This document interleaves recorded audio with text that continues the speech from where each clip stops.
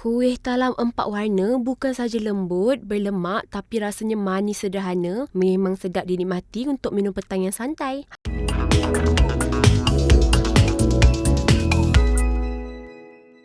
Mula dengan memasak kacang merah dengan 300 ml air menggunakan periuk tekanan selama 40 minit sehingga lembut. Kemudian tapis air rebusan dan campurkan dengan semua bahan lapisan merah yang lain, lalu masukkan semula kacang merah ke dalam adunan.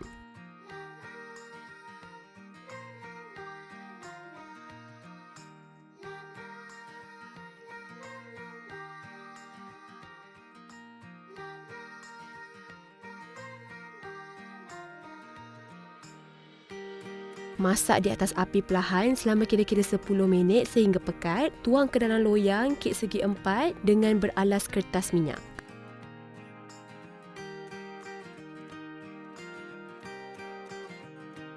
Kemudian kukus di atas air mendidih selama 15 minit sehingga mengeras. Sementara tu, teruskan untuk lapisan biru dengan merendam bunga telang dalam air panas mendidih selama 20 minit. Tapis dan campurkan dengan semua bahan lapisan biru.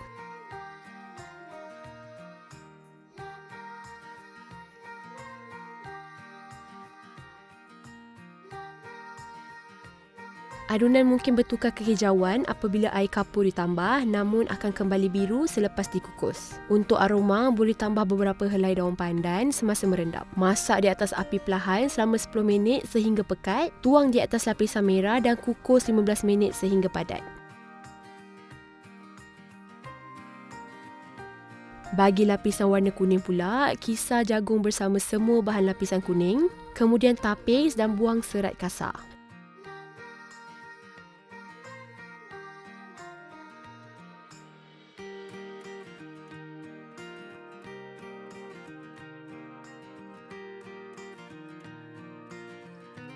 Jika suka, boleh masukkan sedikit isi jagung utuh untuk tekstur. Perhatikan warna jagung semula jadi boleh berbeza-beza.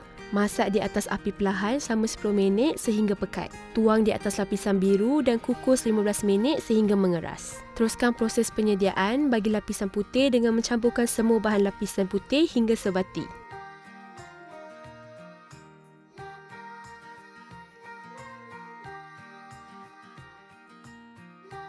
Masak di atas api perlahan selama 10 minit sehingga pekat. Tuang di lapisan paling atas dan kukus selama 30 minit sehingga masak sempurna. Sentiasa akhiri dengan lapisan putih mengikut tradisi kuih talam. Biarkan kuih sejuk sepenuhnya selama kira-kira 2 jam sebelum dipotong segi 4 atau secara tradisi dalam bentuk wajik.